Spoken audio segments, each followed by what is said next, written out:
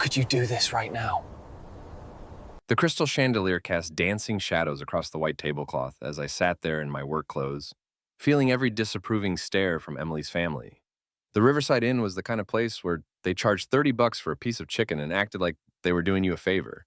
I should have known better than to come straight from the job site, but Emily had insisted we couldn't be late. Smith, really? My father-in-law, Franklin Waters, drawled, his voice carrying that particular brand of condescension that old money perfects over generations. Couldn't you have at least changed out of those work clothes? I looked down at my navy coveralls with Turner HVAC embroidered on the chest. They were clean, pressed even, but apparently not good enough for the Waters family Thanksgiving dinner. Emily shot me a look that could have frozen the cranberry sauce. I came straight from a service call, I said, keeping my voice level. Emergency repair at the hospital. People needed heat. Franklin's laugh was sharp as broken glass. How noble!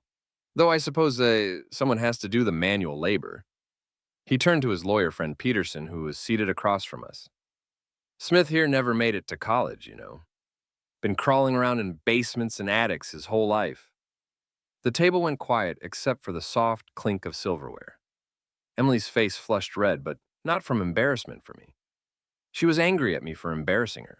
I could see it in her eyes, that familiar look of disappointment mixed with barely contained rage. Dad, she said quietly, but her tone carried a warning. What? I'm just making conversation. Franklin took a sip of his wine, a vintage that probably cost more than most people's monthly rent. Though, I have to admit, I'm curious about something, Smith. How exactly does someone in your profession afford a house like the one you and Emily bought? The question hung in the air like smoke. I felt every pair of eyes at the table focus on me. Emily's cousin Janet and her husband, Peterson and his wife, Franklin's business partner, a man named Caldwell, who owned half the commercial real estate in town. I was about to answer when Caldwell suddenly straightened in his chair, his fork halfway to his mouth. He was staring at my coveralls, specifically at the embroidered logo. Turner HVAC, he said slowly. Wait a minute. Are you Smith Turner? As in Turner Climate Solutions? Franklin frowned. What are you talking about, Robert? Caldwell set down his fork and turned to face me fully. You're the Turner who owns the HVAC company that services all my buildings, aren't you? The one with contracts across 6 states? I felt a smile tug at the corner of my mouth. That would be me. The color drained from Franklin's face. Peterson was looking between Caldwell and me like he was watching a tennis match. Jesus Christ, Caldwell continued, his voice growing louder. Franklin, do you have any idea who your son-in-law is? This man's company installed and maintains the climate control systems in half the commercial buildings in New England, including this restaurant. Franklin's mouth opened and closed like a fish gasping for air. Emily was staring at me with an expression I couldn't quite read. The emergency call I went to today? I said, my voice casual as I buttered a roll. $300,000 system at the Children's Hospital. My technician called in sick, so I handled it myself. Because that's what you do when kids need heat in November. Caldwell was shaking his head in amazement.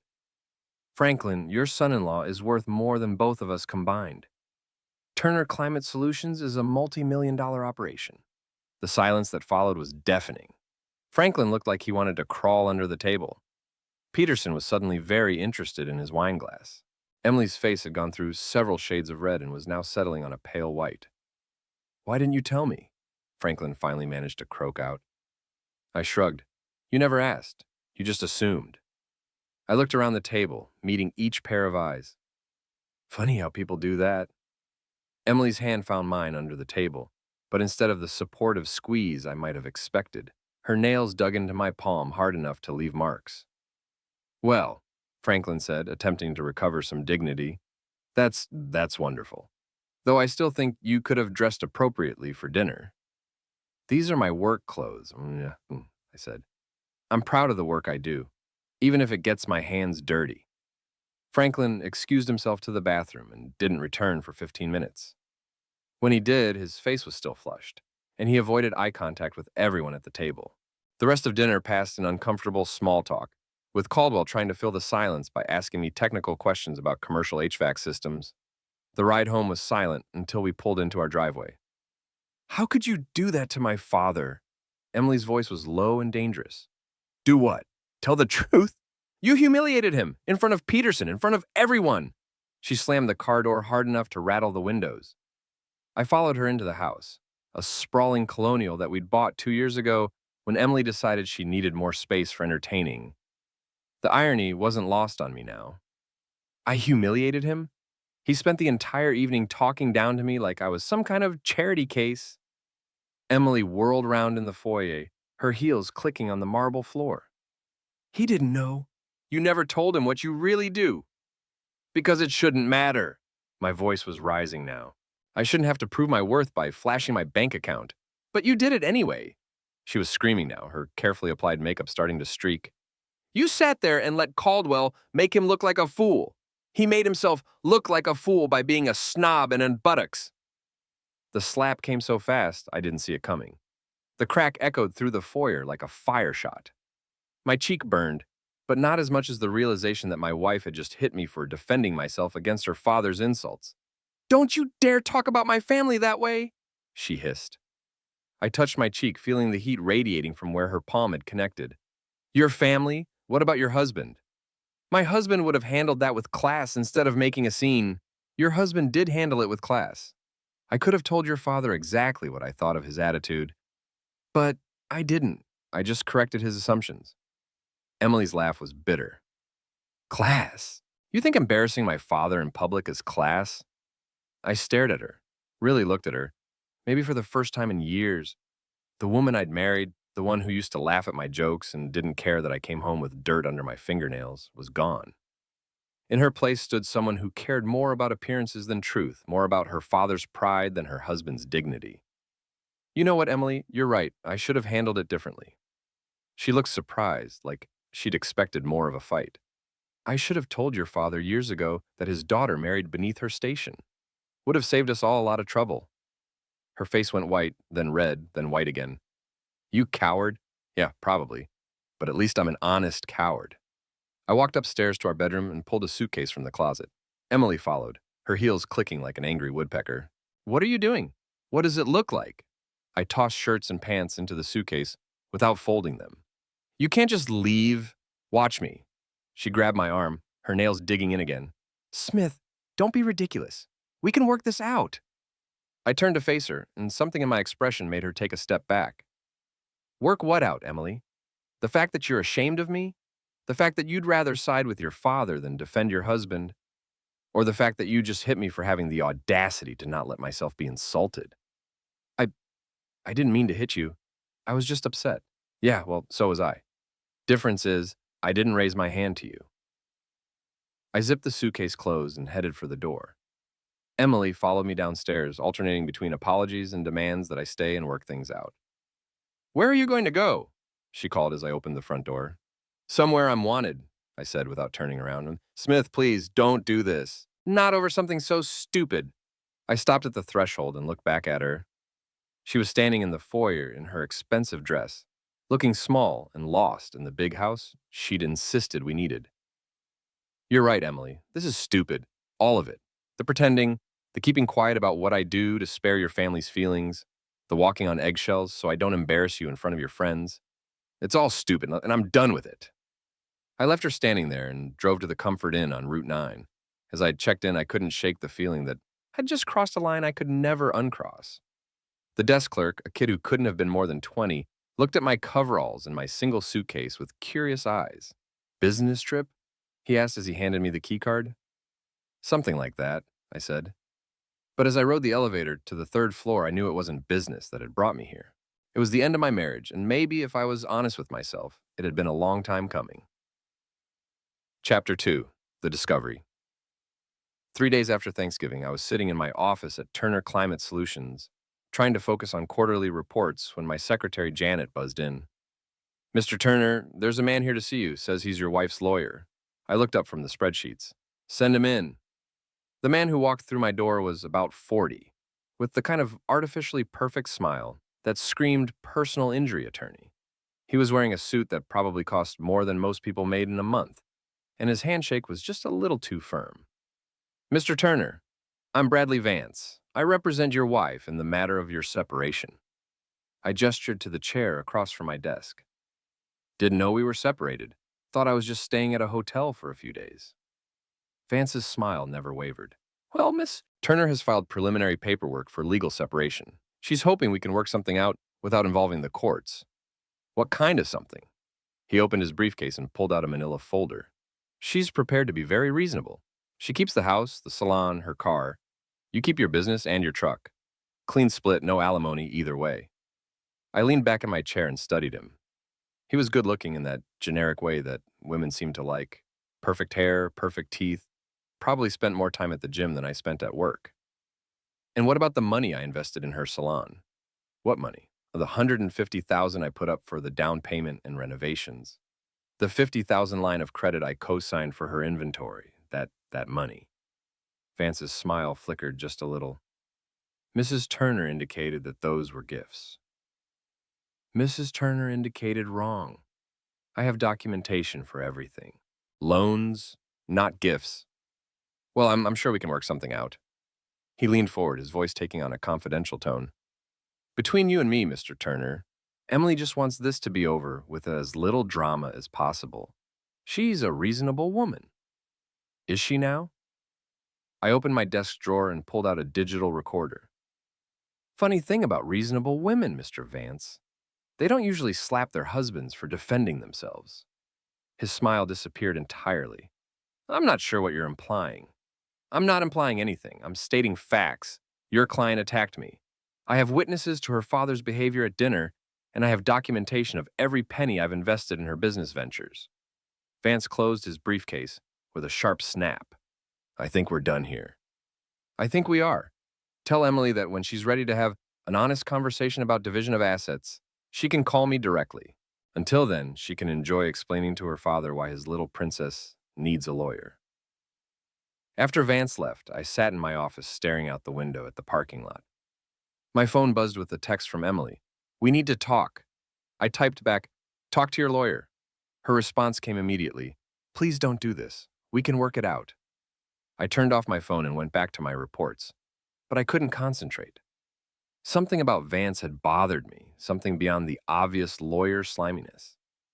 The way he'd talked about Emily, like he knew her better than a lawyer should know a client he'd just met. That evening, I drove past Emily's salon on my way to dinner. Cutting-edge hair and beauty was Emily's pride and joy. A high-end salon in the trendy part of town that catered to women who had more money than sense. The lights were still on, even though it was past closing time. I parked across the street and waited. 20 minutes later, Emily came out the front door. She wasn't alone. Bradley Vance was with her, and they weren't discussing legal strategy. His hand was on the small of her back as he walked her to her car, and when they reached her BMW, he pulled her close and kissed her. It wasn't a friendly peck on the cheek. It was the kind of kiss that spoke of familiarity, of closeness, of things that had been going on long before our Thanksgiving dinner disaster. I sat in my truck and watched my wife kiss her lawyer in the parking lot of the business I'd helped her build, and I felt something cold settle in my chest. Not heartbreak exactly, more like clarity. The kind of cold, clear thinking that comes when all the pieces finally fall into place. I pulled out my phone and called my old friend Ray Kowalski. Ray owned a small construction company and had been my drinking buddy since high school. More importantly, Ray had connections in places where people asked fewer questions about surveillance equipment. Ray, it's Smith. I need a favor. Sure, buddy. What's up? I need to know everything there is to know about a guy named Bradley Vance. Lawyer, drives a silver Porsche, works out of the Meridian building downtown. This about Emily? Yeah, it's about Emily. Say no more. Give me 48 hours. I hung up and started my truck. As I drove past the salon, I could see Emily and Vance through the window, still talking. Her body language was animated, angry even, probably discussing what a coward her husband was being about the separation. The next morning, I got to the office early and called my accountant, a sharp woman named Margaret, who'd been handling my books for 10 years. Margaret, I need you to pull together documentation for every financial transaction between me and Emily's business. Every loan, every payment, every receipt. I want dates, amounts, and bank records. Smith, is everything okay? No, Margaret, everything is not okay, but it's about to be. How detailed do you want me to get? Detailed enough to hold up in court. There was a pause on the other end of the line. I'll have everything ready by tomorrow morning. Thanks. And Margaret, this stays between us for now. Of course. I spent the rest of the day making service calls, trying to keep my mind occupied with work. But every time I thought about Emily and Vance in that parking lot, the cold feeling in my chest grew stronger. Not anger exactly, more like determination. That evening, Ray called. Your boy Vance is interesting, he said without preamble. Graduated from Suffolk Law, been practicing for 12 years. Specializes in family law, which makes sense. But here's the kicker. He also owns a gym. A gym? Yeah, Vance Fitness on Elm Street. Opened it about 2 years ago with a business loan he's still paying off. Word is he's been struggling to make the payments. How do you know all this? My cousin Tony does electrical work. He wired the place when Vance opened it. Says Vance was always talking about needing investors, looking for silent partners, that kind of thing. I felt the pieces clicking into place. Anything else? He's got a reputation as a ladies' man. Goes through girlfriends like most people go through socks, but lately, he's been seen around town with the same woman. Brunette, drives a white BMW. Thanks, Ray, I owe you one. You don't owe me nothing. Emily's an unpleasant person for cheating on you, and everyone knows it. After I hung up, I sat in my hotel room and thought about my next move. Emily wanted a clean separation with her keeping everything she considered hers. What she didn't realize was that I had every legal right to half of everything we'd acquired during our marriage, including her precious salon. But more than that, I had the right to know exactly where my money had gone. If Emily had been funneling cash to her boyfriend's failing gym, that was fraud. And fraud was something I could prove in court. I picked up my phone and scrolled through my contacts until I found the number for Tom Brennan, the best divorce attorney in the state. We'd done the HVAC work for his law firm's new building last year, and he'd mentioned that if I ever needed legal help, to give him a call. I never thought I'd need to take him up on that offer. Tom, it's Smith Turner from Turner Climate Solutions. I think it's time we had that conversation. Chapter 3, The Investigation. Tom Brennan's office was nothing like Bradley Vance's flashy setup. The furniture was practical, the decorations minimal, and the man himself looked like he'd rather be anywhere else than dealing with divorce cases, which, according to his reputation, was exactly why he was so good at them. Smith, I have to ask you this straight out, Tom said, leaning back in his leather chair. Are you looking for revenge or are you looking for justice? What's the difference? Revenge is emotional. It feels good in the moment, but usually backfires in court. Justice is methodical. It's about getting what you're legally entitled to, nothing more, nothing less. I thought about Emily kissing Vance in the parking lot, about the slap that still stung more emotionally than physically, about years of walking on eggshells around her family's snobbery. Justice, I said. Definitely justice. Tom nodded. Good, because from what you've told me, you've got a strong case for asset recovery. The question is how far you want to push it. He opened a yellow legal pad and started making notes. First, we need to establish a timeline. When did the affair start? How long has money been flowing from your joint accounts to her business? Has any of that money made its way to Vance's gym? I don't know yet, but I'm going to find out. Legally, Tom said, giving me a sharp look. Everything has to be obtained legally, or it's worthless in court. Of course. I mean it, Smith. No breaking into offices, no hacking computers, no bribing employees for information. Anything you can't explain how you obtained legally will not only be thrown out, it could land you in jail. I held up my hands. I understand, everything by the book. Tom made another note. Good. Now here's what we're going to do. First, we file for full financial disclosure. Every bank account, every credit card statement, every business transaction for the past 3 years. If she's been moving money around, we'll find it. What about the affair? Cheating doesn't carry the weight it used to in divorce proceedings, but it can be relevant if marital assets were used to support the relationship. Hotel rooms, gifts, business investments in the paramour's ventures, that's where it gets interesting. I left Tom's office with a clear plan and a growing sense of anticipation. For the first time since Thanksgiving, I felt like I was moving forward instead of just reacting. My next stop was the bank. I'd been letting Emily handle most of our personal finances, which now seemed like a mistake of epic proportions. But I was still on all the accounts, which meant I had every right to review the statements. The branch manager, a middle-aged woman named Patricia, who'd handled our mortgage, was happy to help. Mr. Turner, I haven't seen you in ages. How's Emily? She's fine, I lied. I just need to review our account activity for the past year, tax purposes. Patricia pulled up our accounts on her computer, and what I saw made my stomach clench. Over the past 6 months, there had been regular transfers from our joint savings account to Emily's business account. Small amounts, a few thousand here and there, but they added up to nearly $40,000. Patricia, can you print out detailed statements for all our accounts for the past year? Of course. Is everything all right? Everything's fine, just need to get organized for tax season. That evening, I spread the bank statements across my hotel room bed and started highlighting suspicious transactions. The pattern was clear. Money flowing from our joint accounts to Emily's salon account, and then, according to the business account statements I'd requested, regular payments to something called VF Enterprises. A quick internet search revealed that VF Enterprises was the corporate name for Vance Fitness. I leaned back against the headboard and stared at the evidence spread out before me. My wife hadn't just been cheating on me. She'd been using our money and to support her boyfriend's failing business. The cold feeling in my chest was growing stronger, but it wasn't anger anymore. It was something much more dangerous. Patience. My phone rang. Emily. Smith, we need to talk. I thought that's what lawyers were for. Please, can we meet somewhere? Just the two of us? I looked at the bank statements scattered across the bed. Where? Murphy's Bar, 8 o'clock. Murphy's was a dive bar on the wrong side of town, the kind of place where blue-collar workers went to drink away their troubles and nobody asked questions about your personal life. It was also neutral territory, public enough that Emily couldn't make a scene without witnesses. I got there first and claimed a booth in the back. The bartender, a grizzled ex-Marine named Danny, nodded at me as I walked in. Smith Turner, haven't seen you in here for a while. Been busy, Danny. Bud Light, bottle. Coming up. Emily arrived 15 minutes late, looking around the bar like she was afraid of catching something from the atmosphere. She was dressed down for her, jeans and a sweater instead of her usual designer outfits. But she still looked out of place among the construction workers and mechanics. She slid into the booth across from me, wrinkling her nose at the smell of cigarettes and spilled beer. I forgot how charming this place was, she said.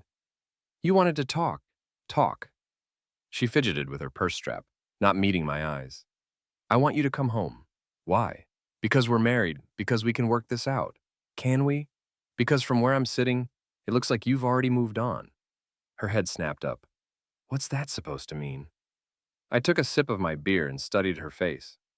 She was good at lying, I'd give her that. Years of practice hiding her true feelings about my background, my work, my friends. But there was a tell. She always touched her wedding ring when she was being dishonest. Her fingers were spinning the ring around her finger right now. It means I know about Bradley Vance. The color drained from her face. I don't know what you think you know, but I know he's more than just your lawyer. I know you've been seeing him. And I know you've been using our money to prop up his failing gym. Emily's mouth opened and closed like a fish gasping for air. Finally, she found her voice. You had me followed. I didn't have to. You weren't exactly subtle about it. She leaned forward, her voice dropping to a whisper. Smith, it's not what you think. Really? What is it then? It's complicated. I laughed, a sound with no humor in it. Complicated, right? Let me simplify it for you, Emily. You've been cheating on me with your lawyer, and you've been stealing from our joint accounts to fund his business. How's that for uncomplicated? It's not stealing. It's our money. Was our money. Now it's evidence. She stared at me across the table, and I could see the exact moment when she realized I wasn't going to roll over and play dead. What do you want? She asked quietly. What I'm legally entitled to. Half of everything we acquired during our marriage, including the salon. Full repayment of every loan I made to your business. And a clean break. I can't give you half the salon. It's my life's work. Should have thought of that before you decided to use it as a piggy bank for your boyfriend. Emily's composure finally cracked. You coward. You self-righteous, vindictive coward. Maybe, but I'm an honest coward, which is more than I can say for you. She stood up so fast, she knocked over her untouched drink. This isn't over, Smith. No, I agreed. It's not, but it will be soon. She stormed out of the bar, leaving me alone with my beer and the stares of the other patrons who'd been pretending not to listen to our conversation. Danny came over with a bar towel to clean up the spilled drink. "Rough night?" he asked. "Getting better," I said, and for the first time in weeks, I actually meant it. Chapter 4, The Confrontation. The next morning brought an angry phone call from Bradley Vance. "Turner, we need to meet. Now." "I don't think we have anything to discuss, counselor." "We have plenty to discuss. Emily told me about your little ambush last night." "Ambush? I thought it was called a conversation. But then again, I'm just a blue-collar guy. Maybe I don't understand the finer points of communication." There was a pause on the other end of the line. "Look, Turner, I think there's been a misunderstanding. Emily and I have a professional relationship, nothing more." "Is that what you call it when you stick your tongue down a client's throat in a parking lot?" Another pause, longer this time. "I think you're confused about what you saw. I think you're confused about who you're dealing with. See, the thing about working with your hands for a living is that it teaches you to pay attention to details. And the details I'm seeing don't add up to a professional relationship." "What do you want, Turner?" "Nothing from you, but I'll tell you what I'm going to do. I'm going to trace every penny that's moved from my accounts to your business. I'm going to document every transaction, every transfer, every payment, and then I'm going to let a judge decide whether that constitutes fraud. You're making a big mistake. The only mistake I made was trusting my wife, but I'm fixing that now." I hung up and immediately called Tom Brennan. "Tom, I just got a threatening phone call from Vance. I want it on record." "What kind of threatening?" "The kind where he told me I was making a big mistake. I recorded it." "Good.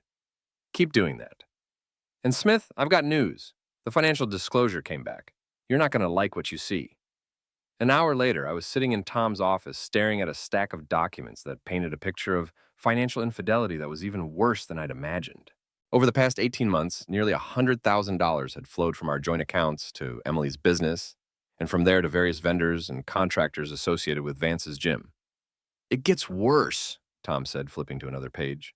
"Look at this. She took out a second mortgage on your house 6 months ago. $60,000. "What?" I grabbed the document. "I never signed off on a second mortgage. She forged your signature.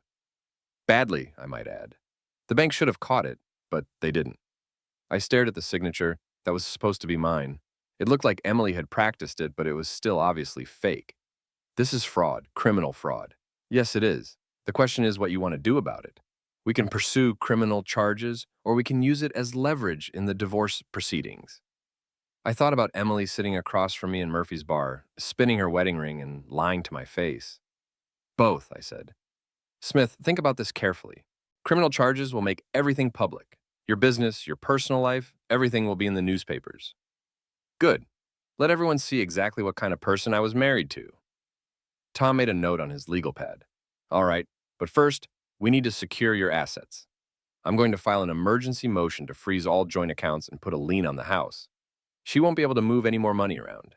"How long will that take?" "I can have the paperwork filed this afternoon. The freeze should be in effect by tomorrow morning."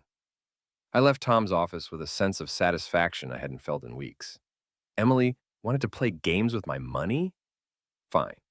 But she was about to learn that games have rules and consequences. That afternoon, I decided to pay a visit to Vance's gym. I wanted to see exactly what my money had been paying for. Vance Fitness was located in a strip mall between a dry cleaner and a Chinese restaurant. The parking lot was nearly empty at 3 in the afternoon, which didn't bode well for the business's prospects. Through the plate glass windows, I could see a handful of people working out on equipment that looked expensive and underused. I walked in like I was a potential customer. The girl at the front desk, a perky blonde, who couldn't have been more than 20, smiled at me with the kind of enthusiasm that screamed commission-based pay. "Hi, welcome to Vance Fitness. Are you interested in a membership?" "Maybe. Is the owner around?" "I'd like to talk to him about corporate memberships for my employees." "Oh, Brad's in his office. Let me get him for you." She disappeared through a door marked private, and a few minutes later, Bradley Vance emerged. He was wearing workout clothes that showed off his gym-sculpted physique, but his face went pale when he saw me.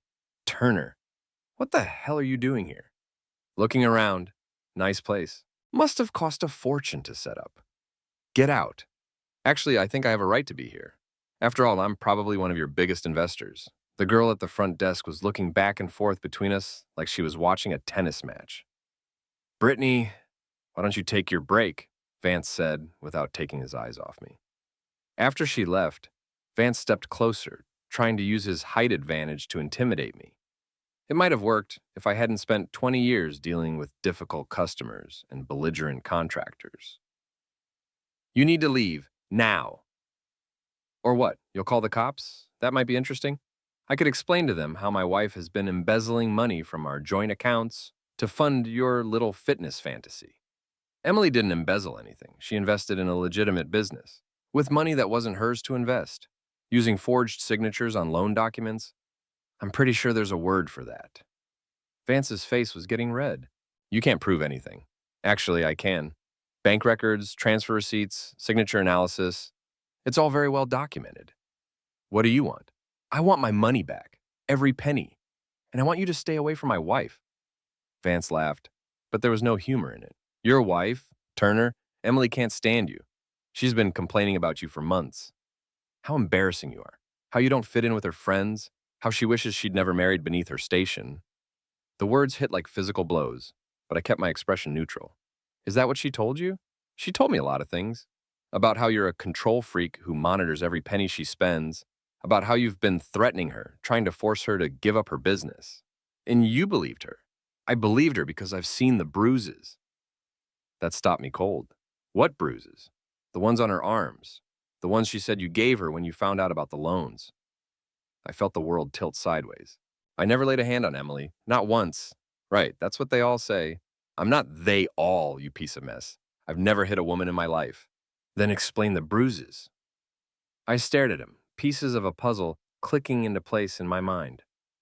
Emily was setting me up, creating a narrative where I was the abusive husband and she was the sufferer. The bruises were probably self-inflicted, or maybe Vance had given them to her himself.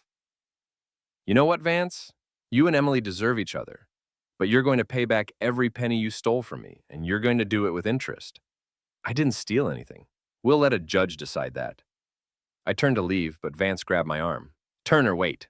I looked down at his hand on my arm, then back up at his face. "You've got about 3 seconds to let go of me before I forget that I'm trying to be a better man than you are."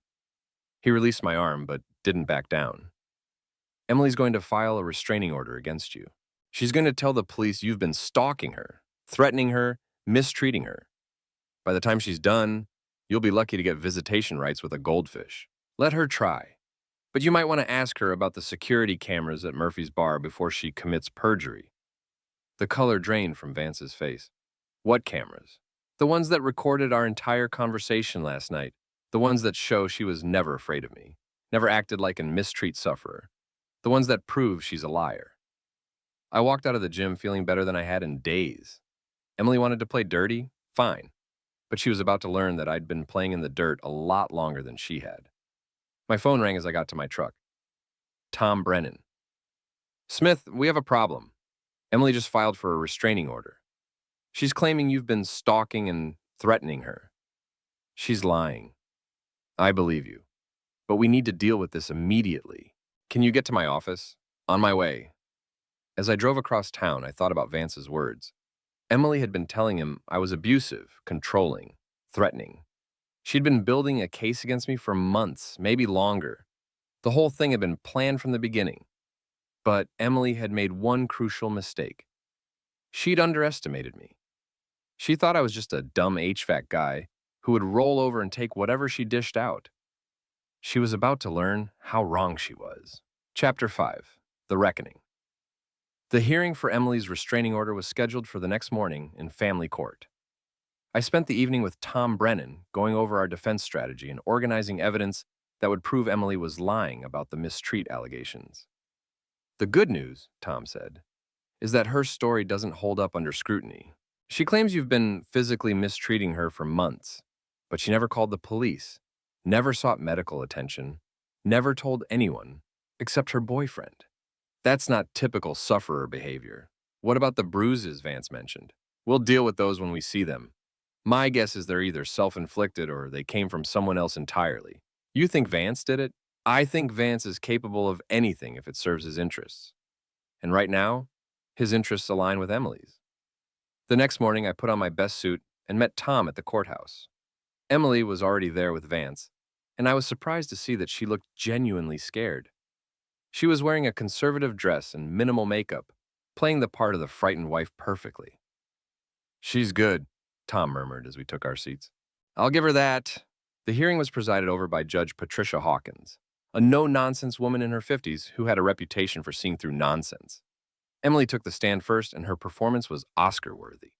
She testified that I had become increasingly controlling and violent over the past year, that I monitored her spending obsessively, and that I had threatened to destroy her if she ever tried to leave me.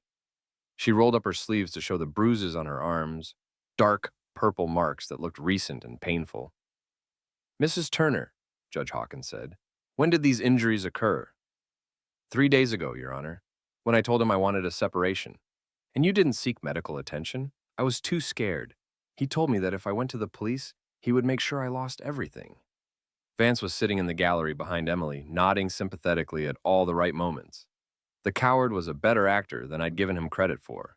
When it was my turn to testify, Tom had me tell my side of the story methodically and calmly. I explained about the Thanksgiving dinner, about discovering the affair, about the financial irregularities. I testified that I had never laid a hand on Emily, had never threatened her, and had only tried to protect my legal interests in our marital assets. "Mr. Turner," the judge said, "Mrs. Turner has testified that you told her you would destroy her if she left you. Did you make such a statement?" "No, Your Honor. I never said anything like that." "She's also testified that you've been monitoring her financial activities obsessively. Is that true?" "I discovered that she had been transferring large amounts of money from our joint accounts without my knowledge or consent. When I investigated, I found that the money was being used to support her boyfriend's failing business. I consider that theft, not monitoring." Judge Hawkins made notes on her legal pad. "Mrs. Turner, did you transfer money from joint accounts to Mr. Vance's business?" Emily's lawyer, a sharp-dressed woman named Caroline Fisher, objected. "Your Honor, that's not relevant to the question of whether a restraining order is necessary." "I'll allow it. Mrs. Turner, please answer the question." Emily looked uncomfortable for the first time. I made some investments, but they were legitimate business investments. Using money from accounts jointly held with your husband? It was my money, too. But you didn't consult with your husband before making these investments? I didn't think I had to. Judge Hawkins looked skeptical. "Mr. Turner, do you have documentation of these transfers?" Tom stood up. "Yes, Your Honor. We have bank records showing transfers totaling nearly $100,000 over the past 18 months. He handed the documents to the bailiff, who passed them to the judge. Judge Hawkins reviewed them carefully, her expression growing more stern with each page. "Mrs. Turner, these records show systematic transfers of large amounts of money. Some of these transfers occurred on the same day that deposits were made to your joint accounts from your husband's business. Did you discuss these transfers with your husband?" No, Your Honor." "And Mr. Turner, you were unaware of these transfers until recently." "That's correct, Your Honor. I discovered them when I requested account statements as part of our separation proceedings." Judge Hawkins set down the documents and looked directly at Emily. "Mrs. Turner, I'm having difficulty reconciling your testimony about being afraid of your husband with your behavior regarding these financial transfers. If you were truly afraid of him, why would you risk his anger by moving large amounts of money without his knowledge?" Emily's composure was starting to crack. I was trying to protect myself financially. "By transferring money to your boyfriend's business? He's not my boyfriend, he's my lawyer. Mrs. Turner, are you having a romantic relationship with Mr. Vance?" Emily looked at her lawyer, then at Vance, then back at the judge. I, we, Our relationship is complicated." "I'll take that as a yes. Mr. Turner, do you have any evidence of this relationship?" Tom stood up again. "Your Honor, we have photographs of Mrs. Turner and Mr. Vance in what appears to be an intimate embrace in a public parking lot." He handed over the photos I'd taken with my phone outside Emily's salon. They weren't great quality, but they clearly showed Emily and Vance kissing. Judge Hawkins examined the photos, then looked at Emily with obvious disapproval. "Mrs. Turner, you've testified that your husband is abusive and controlling, yet you've been having an affair and transferring marital assets to your paramour. Do you see how this might affect your credibility?" Emily burst into tears. Your Honor, I know how this looks, but I was desperate. I was trapped in an abusive marriage, and Bradley was the only person who understood what I was going through. And the bruises on your arms? Smith gave them to me when I told him I wanted a divorce. I started to stand up to object, but Tom put a hand on my arm. He had something up his sleeve. Your Honor, Tom said, we'd like to present additional evidence regarding Mrs. Turner's allegations of mistreat. He pulled out a laptop and set it up on the defense table. This is security camera footage from Murphy's bar, taken 3 nights ago when Mr. and Mrs. Turner met to discuss their separation. The video was grainy, but clear enough to show Emily and me sitting across from each other in the booth. You could see her animated gestures, her angry expression when she stormed out, and most importantly, you could see that she showed no signs of fear or physical distress. As you can see, Your Honor, Mrs. Turner shows no indication of being afraid of her husband. Her body language is angry, not fearful, and there's no indication of any physical injuries. Judge Hawkins watched the video twice, then looked at Emily. Mrs. Turner, this footage was taken the day after you claim your husband gave you these bruises. Yet you show no signs of distress or injury. How do you explain that? Emily was crying harder now. I was trying to hide it. I didn't want people to see. Mrs. Turner, I'm going to ask you a direct question, and I want you to think very carefully before you answer. Did your husband give you those bruises? There was a long silence. Emily looked at Vance, who was staring at the floor. She looked at her lawyer, who was shuffling papers nervously. Finally, she looked at me, and for just a moment, I saw the woman I'd married, the one who used to laugh at my jokes and didn't care about my background. No, she whispered. He didn't. Who did give you those bruises? Another long silence. I did. I gave them to myself. The courtroom erupted. Judge Hawkins banged her gavel for order. Mrs. Turner, are you telling me that you inflicted those injuries on yourself in order to support false allegations of mistreat against your husband? Emily nodded, unable to speak. Mrs. Turner, do you understand that filing a false police report and perjury are serious crimes? Yes, Your Honor. Judge Hawkins looked disgusted. Mrs. Turner, your request for a restraining order is denied. Furthermore, I'm referring this matter to the district attorney's office for investigation of possible perjury charges. She turned to me. Mr. Turner, I apologize that you've had to endure these false accusations. You're free to go. As we left the courtroom, Emily tried to approach me, but Tom stepped between us. Mrs. Turner, I strongly advise you not to speak to my client without counsel present. Emily looked broken, defeated. Vance was nowhere to be seen. He disappeared as soon as Emily admitted to lying. Outside the courthouse, Tom and I stood on the steps in the morning sunshine. Well, he said, that went better than I expected. What happens now? Now we proceed with the divorce, and given what just happened in there, I think Emily's going to be much more cooperative about the asset division. My phone buzzed with a text message. It was from Ray. Heard about court? Drinks tonight to celebrate? I looked at the message, then at the courthouse behind me, then at the clear blue sky overhead. For the first time in months, I felt like I could breathe freely. Yeah, I typed back. I think that sounds perfect. 3 months later, the divorce was finalized. Emily agreed to repay every penny she'd transferred to Vance's business, plus interest. I kept the house, she kept the salon, and we both agreed to never speak to each other again, unless required by law. Vance's gym went out of business 2 weeks after the court hearing. Apparently, having your financial backer exposed as a liar and a thief isn't good for business confidence. Last I heard, he'd left town and was practicing law in some small city in Florida. Emily sold the salon 6 months later and moved to California. I heard through the grapevine that she was working as a stylist in someone else's shop, making a fraction of what she used to earn. As for me, I kept doing what I had always done, running my business, helping people stay comfortable in their homes and offices, and taking pride in work well done. The difference was that now I didn't have to apologize for who I was or pretend to be something I wasn't. Sometimes late at night in the house that was now fully mine, I'd think about that Thanksgiving dinner and wonder how things might have been different if Emily had just defended me instead of being embarrassed by me. But then I'd remember the cold feeling in my chest when I caught her with Vance, and I'd realize that some things are meant to end. The truth has a way of rising to the surface, like cold air in a warm room. It might take time, but it always finds its way up. And in the end, that's all the justice I needed. The end.